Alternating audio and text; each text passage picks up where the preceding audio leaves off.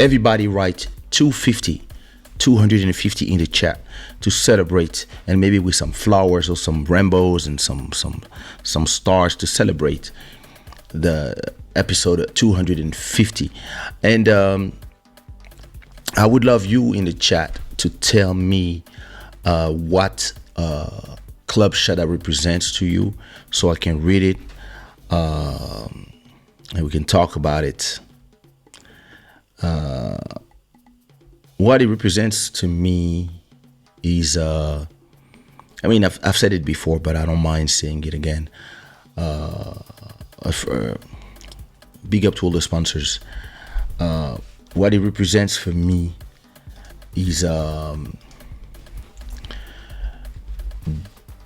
the fact that even when you reach a level of fame like I did, you can still reinvent yourself and do something else. Have your own show, do something different. It's interesting how a lot of people, promoters, and even people in general keep asking me, when are you returning to the game? When are you doing shows? Blah, blah, blah, blah. Like, the game needs you. And I'm like, no, the game needs young people to go and do their thing. I'm doing my thing. I'm just moving forward. Because I would be bored on stage. I'm a great performer. I know I listen. 10 people to 100,000 people, piece of cake for me. But other than the thrill of performing and hearing people scream your name and then hearing people,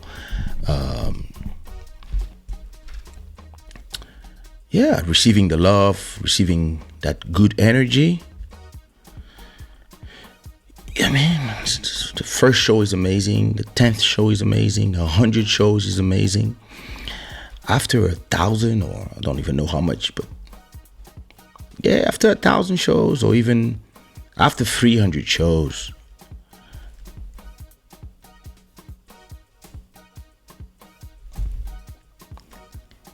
it's boring. And a lot of people, because they don't know what they're gonna do after, or they have no clue who they want to be after that, they're scared to be bored. They're scared to leave this behind. I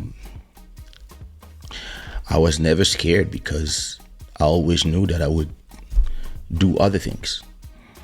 Club Shada is this for me. It represents renaissance, a renouveau. It represents another way to touch people, another way to exchange ideas, exchange information, and another way to get paid too. You know, can be sponsors, but just the YouTube views. My YouTube channel, when I started Club Shada, my YouTube channel was making 700,000 stream views, YouTube views per month, including, of course, the music videos that are making the most. And in the course of a year and a half of the show, I don't know, it's been a year and a half or more, I don't remember. In the course of these 250 episodes, my YouTube channel has now reached 1.7 million views per month. This is crazy. And I know, it's Club Shada. I know it's also the explosion of TikTok, of something going on that is making the music videos and everything music go up. And I've been pushing a lot of catalog, not only Club Shada episodes, Club Shada clips, but also all these all these episodes of Club Shada and a lot of music and vlogs. So it's amazing to see. You know, I've always been a numbers guy, an analytics guy, and something I've seen the last 30 years of my career is numbers go and numbers go back, and these numbers be replaced by other numbers. To give you an example, I used to make more money on copyrights or intellectual rights than copyrights. Then it was more on copyrights. Then I was making more money making beats. Then I was making more money making shows. Then I was making more money doing this. And today I make more money just having a catalog, and I'm starting to make more selling NFTs. And I see the numbers of Club Shada, the number of the YouTube channel just go up and up and up. And it's amazing to be able to have all these different options of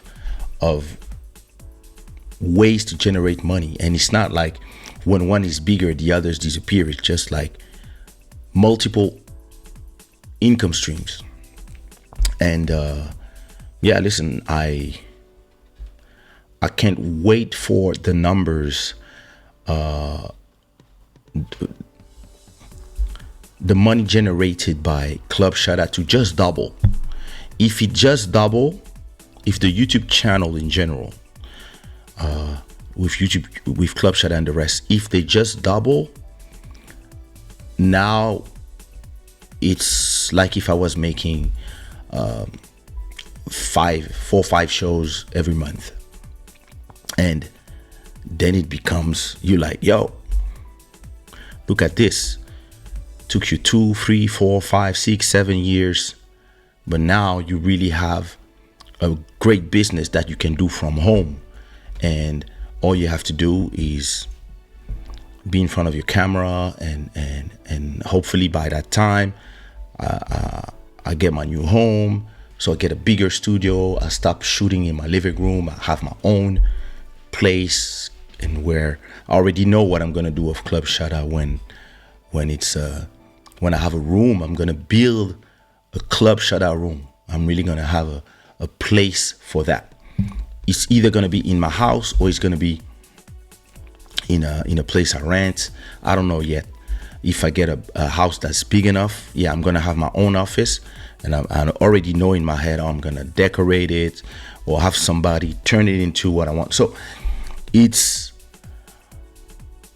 yeah, listen, it's amazing too. When I was 14, my dream was to make beats, to make instrumentals, and then I started rapping, but I was too shy.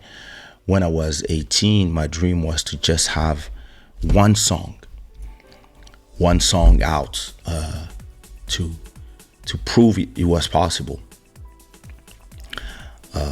Then I had my first album, sold 100,000 copies,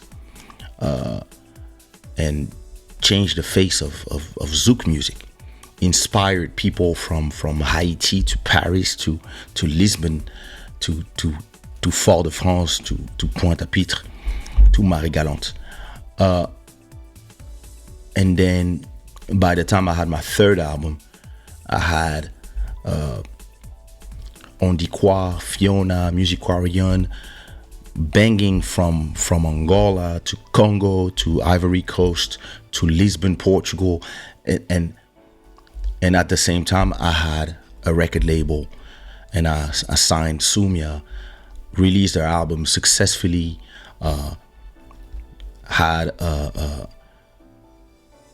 Congolese producer and a Moroccan artist become the #1 selling Zouk album, and creating a blueprint that everybody is still following today,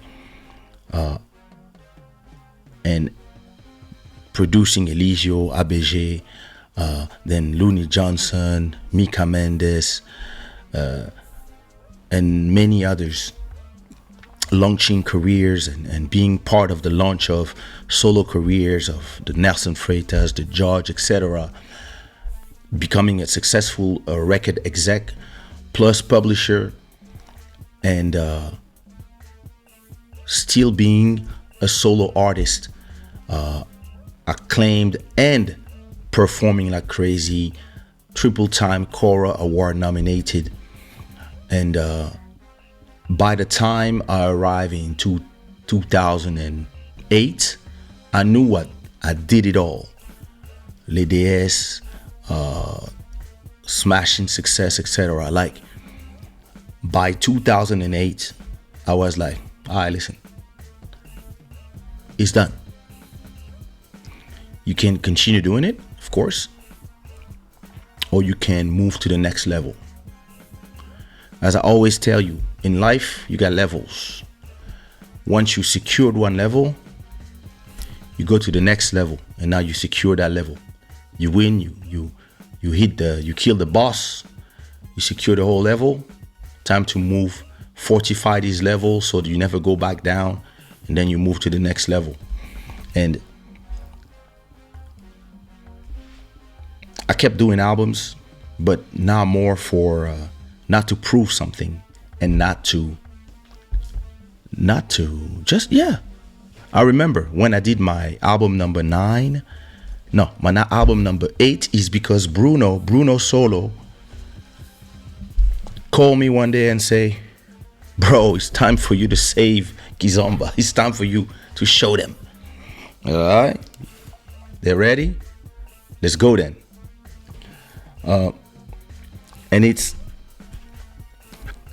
it was not a money thing anymore. It was not a survival thing anymore. It was really let me continue pushing the envelope, doing things that I love, continue doing music. But in my head, I was already somewhere else. I was already, okay, what's next? What am I doing next? Because by the time I was probably 40 or 39 at album number 8, and I was like, I don't see music performing. I'm still doing music, but I don't see performing being my number one source of income. And I don't see myself on stage at 50, 55. Like, I want to be there doing other things, changing stuff, changing the world, putting a dent in the universe, and just doing playbacks in clubs. It becomes boring at a point. Yeah, live shows in front of 100,000. Then when I start working on my album number 10, there was the whole pandemic, and when this happened, end up staying at home for years. All of us lost the sense of, proximity, of being with people. I was in my neighborhood for 2 years. I stopped traveling, and I was really traveling all the time, and I just stopped traveling.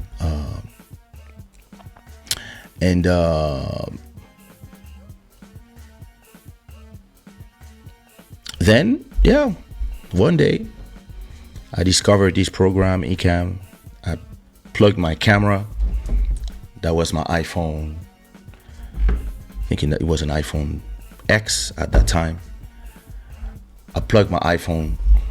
Did I send a? Yeah, I did.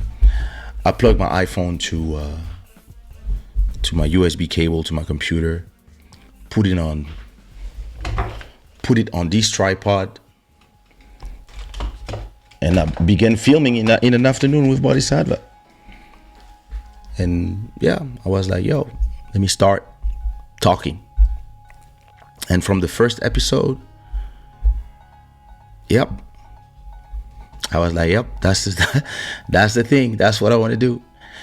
That's what I want to do. I want to engage people differently. And don't get me wrong, I love performing. It's just that it's not the same thing. I mean, at a point, you just outgrow something. And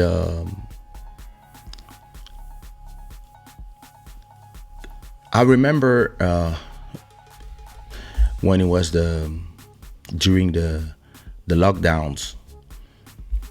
I didn't have a time for Club Shada. I was just popping up sometimes 3 times, 4 times a week, sometimes 1 or 2. And listen, we had nothing else to do. And then slowly I start investing in it. Buying this, I was using this camera first. Then I bought this one. Then I bought this light. Then I started using that one. Then I bought this. I just bought this to be the decor of Club Shada. It was just like I really didn't need it. I just turned it into. And as I'm arriving to, as we are at episode 250, I already know where I want to be at episode 300. I already know, like, visually, soon as I can move to another place, I know exactly, like, in my head how I want this to be. Because really, this is the vision I have for the future. I really, see myself here building this, the same way I built the music, the same way I built for artists, the same way I built my career. I'm really building this, and listen, most of the time it's 20 people watching at the same time, 200 to 300 people watching live, and then another 300-400 to 1,000 watching, and it's just moving slowly, and that's amazing to me.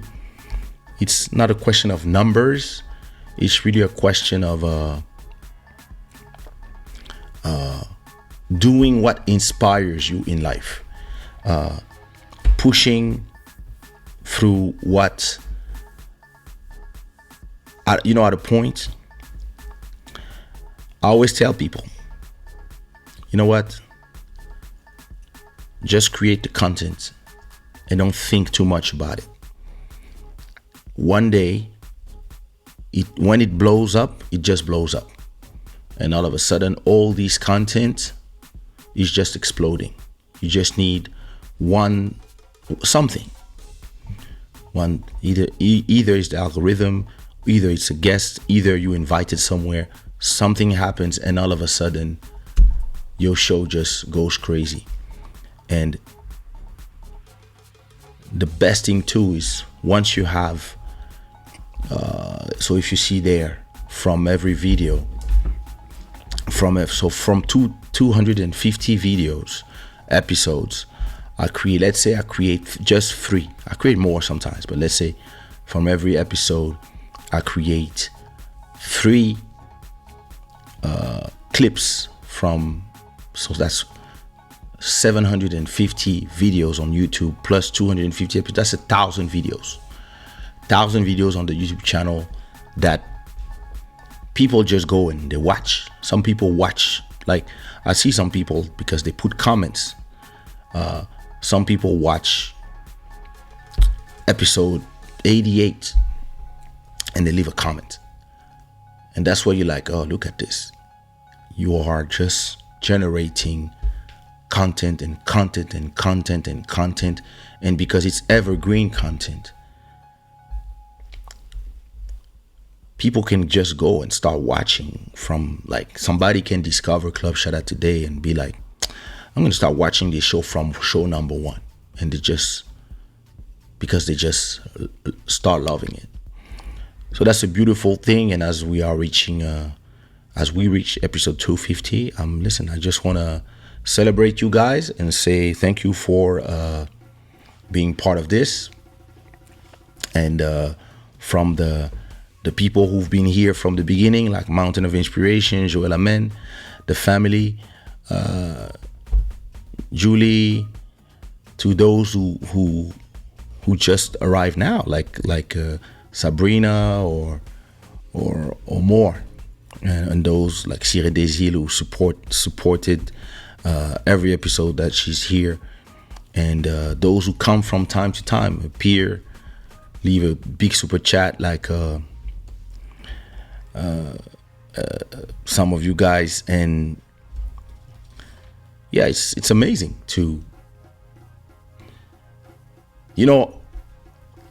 I remember when I decided, okay, I'm going to do it twice a week. I was like, twice a week? That's a lot of hours. And be on time. And now it's just normal. So that's beautiful. That's beautiful for a creator to be able to create like this. So yeah, thanks a lot, everybody. It's a pleasure to be with you guys. And listen, if I sound sick, it's because the Web Summit. Listen, that was something. I lost my voice during the Web Summit. Let me say hi to everybody. What up, Sabrina? Mountain of Inspiration. What's good? Free Thinker Black. What up? Mundo Gamer. What's a goodie? Master Electronic. How are you? Bodhisattva, thank you so much. Thank you so much. Singila Mingi. Emery Agnon. What's good? Oh, hey, Malcolm Beats. Big up, big up, big up. Everybody go listen to my new track with Malcolm Beats, En Douceur. Elise Boys. What up, sister?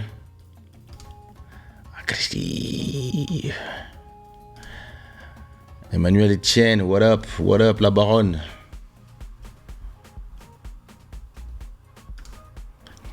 One for the... Are you in Belgium? Hey, look at this. We here. 250 from 500. Boom, boom.